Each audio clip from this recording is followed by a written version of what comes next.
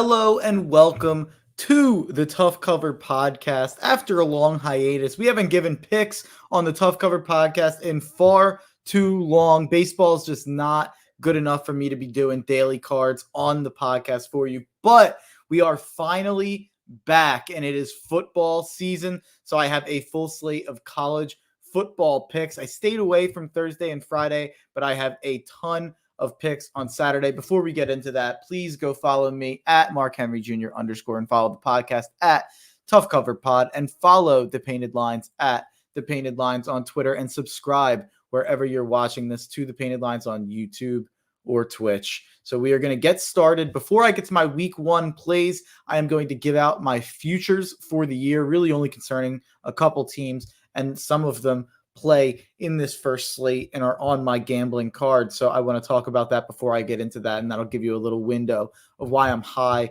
on some of these teams. So the first team I'm talking about is USC over 8.5. I love USC over 8.5 wins. Graham Harrell, a great offensive coordinator, masking a bad head coach in Clay Helton. Keaton Slovis has thrown for over 300 yards in 8 of his last 12 games. And you also have to love the schedule that USC has. They avoid the Pac-12 favorites in Washington and Oregon, and they get Utah, UCLA, Stanford, and a much worse BYU at home. They could lose to Notre Dame and Arizona State on the road, and I'd still feel confident in them going over 8.5 wins. I also love USC to win the Pac-12 South at plus 180 and to win the Pac-12 outright at plus 400. I also have Keaton Slovis at for Heisman at plus 5,000. So moving on to my next team that I'm all in on, and it is the Wisconsin Badgers over 8.5 wins, minus 115 to win the Big Ten West and plus 800 to win the Big Ten outright. I'm a big Graham Mertz guy,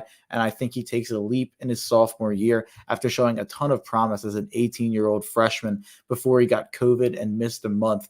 I think they'll have a better running game. They had their worst run game in years last year, and Mertz will be a stud and take a leap. And you take a look at the schedule inside the Big Ten. They avoid Ohio State while getting their toughest games, Penn State, Michigan, Iowa, all at home. I think they're a lock to win the Big Ten West and make the Big Ten title game. So if I think that, I have to take a shot at Wisconsin plus 800 to win the Big Ten. Wisconsin and USC are my two potential they're my favorite playoff dark horse contenders, and I'm all over the win totals and the futures for both. And a team that I'm not all in on, I'm all in on their negative traits here. Penn State under 9 wins. Why in the blue hell is Penn State's over under at 9 wins? They are not going to win 9 games and have a 0% chance at winning 10 games. So the worst you're going to get is a push in my eyes. Road games against Wisconsin, Ohio State, Iowa are brutal on top of home games against Auburn, Indiana, and Michigan. Even beyond the schedule, I don't understand the excitement about the team. My fellow high school alum, James Franklin, is the most overrated coach in the country, in my opinion. And Penn State's QB, Sean Clifford, was terrible last year. So a lot of people were yelling at me for talking smack about Sean Clifford on Twitter, but I'm not a big Sean Clifford guy. So I don't see the optimism for Penn State a lot like a couple other teams that were really down last year who people just kind of expect to, be fine because they're Penn State, because they're LSU, because they're whoever they are, name brand wise. People just expect to bounce back for Penn State, and I don't see it with James Franklin at head coach or Sean Clifford at quarterback. And then beyond those futures, my two national title bets are Clemson at plus 410 and Oklahoma at plus 850. I trust the head coach QB combos here more than any other team in the country, so I'm going with a Clemson-Oklahoma national championship. And that gets to my plays for this week's card. I will tweet those. I already tweeted those futures out. I will respond to this broadcast on Twitter with those futures and with these picks. So starting it off with my one parlay, my parlay of the week is a 12 o'clock, 7 o'clock parlay at plus 145. I'm going Wisconsin money line with Clemson money line. That comes out to plus 145, and I'm putting 4 units on that. So that's actually better than my best bet this week. So my best bet is technically my parlay of the week. This feels like a lock to me. I was going to get both spreads. I was just going to bet Wisconsin -6, Clemson -3, or wherever it ended up. But why not hammer a money line parlay on the two big games. The way I look at it is if Wisconsin loses, I'll just double down on Clemson's spread. But if Wisconsin wins, that means I have probably about 6 units riding on the Clemson money line. So small home favorites here, including my national champion Clemson and my number one dark horse in Wisconsin. So Wisconsin has lost 4 straight to Penn State, the longest streak in the history of the rivalry between Wisconsin and Penn State, but only one of those losses were at home for Wisconsin, and their last win was in 2011 in a 45-7 game at Camp Randall Stadium in Wisconsin. Speaking of their success in Wisconsin, Wisconsin has won 25 straight home openers. The only team that has won more home openers straight than that is the Florida Gators. Wisconsin opened up as a 3-point favorite, and they are now up to a 5.5 or a 6-point favorite. So I love to see that the sharp money is pouring in on Wisconsin, as well as the public money, to be honest.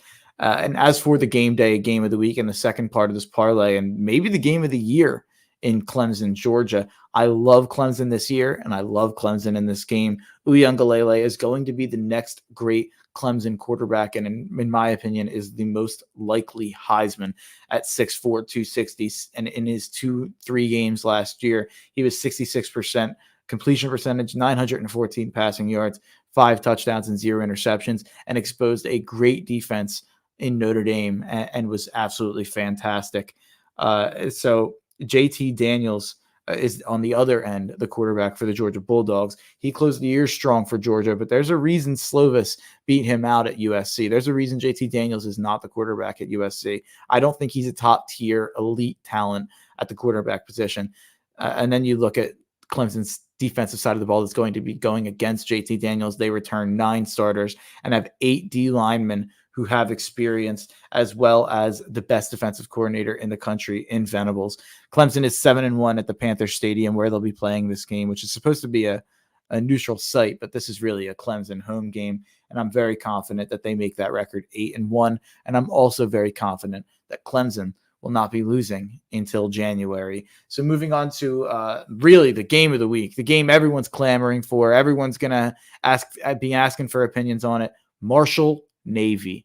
You heard me right. At 3:30, I've got the Marshall Thundering Herd -2.5 at the Navy Midshipmen for 2 units. Marshall had the best quarterback and defense in the Conference USA in 2020. I don't see why that's changing with 9 starters returning on defense and a quarterback going into his redshirt sophomore year. Grant Wells had an incredible start to his freshman season at QB, starting 7-0 with great numbers. I believe he had 16 touchdowns and 5 interceptions in his first 7 games. And then he hit a bit of a rookie wall, threw 5 picks in one game, screwed over my man Rico Bosco, and they lost 2 straight to end the regular season, and then they lost their bowl game. I don't think Navy can throw and score with Marshall, though. Navy scored 13 points in their last 3 games to close last year. Both finished the year poorly, but Marshall finished the year poorly at 7-3, while Navy finished the year poorly at 3-7. Navy had 5 games last year that they scored 7 or less points. Marshall had 5 games last year that they scored 35 or more points. So too much offense, in my opinion, for Navy here. I'm going with Marshall -2.5 for 2 units, and I'm actually fairly confident in that pick. So here we get to a pick that this is kind of just one of my leans. I had a bunch of leans this week that I didn't play. This was the lean that I ended up going with at 7 o'clock. Houston money line +105 versus Texas Tech for 1.5 units. Houston had a nightmare season last year, but I think Dana Holgorsen turns it around and competes for his division. This is a big year for Holgorsen. He's been bad for his first 2 years at Houston, so this is kind of a make or break year for Dana. But this is more of a bet against Texas Tech than it is a bet on Houston, which is usually a bad sign, especially in football, but I'm going with it anyway. Houston's quarterback, Clayton Tune, is coming back alongside 9 defensive starters. Texas Tech brings in Oregon's former quarterback, Tyler Shaw. I'm not sure. As a transfer, I was never impressed with him at Oregon, so I don't love the fit at Texas Tech here. So I love Houston +105 versus Texas Tech for 1.5 units. And I also would sprinkle on Houston's season win total over. So then that brings us to the 7:30 game, and we are back at Clemson, Georgia for another pick on the Clemson, Georgia game. And I'm going with Clemson team total over 26.5 versus Georgia. As I mentioned earlier, I am very high on Uiagalelei and this Clemson offense, especially getting their best receiver back from injury in Justin Ross. And the main reason that I love this bet, and this I haven't placed this bet yet. I'm waiting because it seems like the total keeps going down. So if it goes down to 25.5 or 26, that's where I want to get it.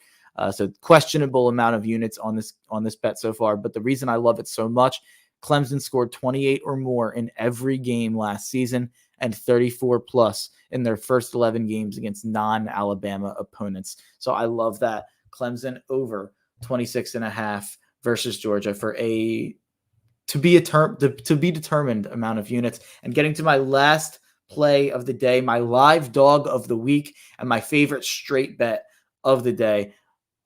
We have UCLA +4 for 3 units, and I'm also going to be sprinkling on the money line for 1 unit. I liked it before the Hawaii game in week 0 because I believed in Chip Kelly and Dorian Thompson-Robinson more than I believed in an LSU bounce back that people are just assuming is going to happen. But you have to love how UCLA's running game looked, even against Hawaii off the island.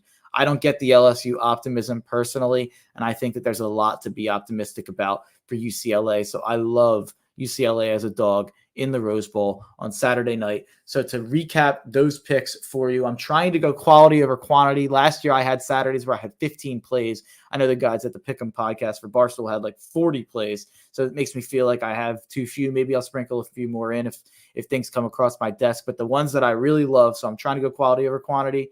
The parlay of the day at +145 for 4 units. Wisconsin Clemson moneyline parlay. Marshall -2.5 for 2 units over Navy.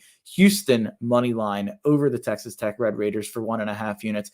Clemson over 26.5 team total versus the Georgia Bulldogs for a questionable amount of units. And then my favorite play of the day, UCLA +4 over LSU for 3 units, and UCLA moneyline for 1 unit. So those are my 6 picks for the Saturday college football slate. I don't have any picks for Thursday, Friday, Sunday. If you put a gun to my head and made me pick my lean for each day, I would go with Ohio State -13.5 tonight. I would go with UNC -6 tomorrow, and I would go with Notre Dame covering the spread on Sunday night against Florida State. But those would be my plays. I'm not confident enough to make those plays. I like those 6 that I gave you way more. So we are going to be doing this every week. I'm not sure about the time. This is kind of random due to a vacation this week, but we'll probably be going Saturday morning, giving you these picks up to game day. So thank you for joining us. Thank you for being a part of the Tough Cover Click. Please go follow at Mark Henry Jr. _ and please go follow at Tough Cover Pod on at The Painted Lines, and please subscribe to The Painted Lines on YouTube. So for the Tough Cover Podcast, I'm happy to be able to say this again with football on the horizon. Enjoy the winners.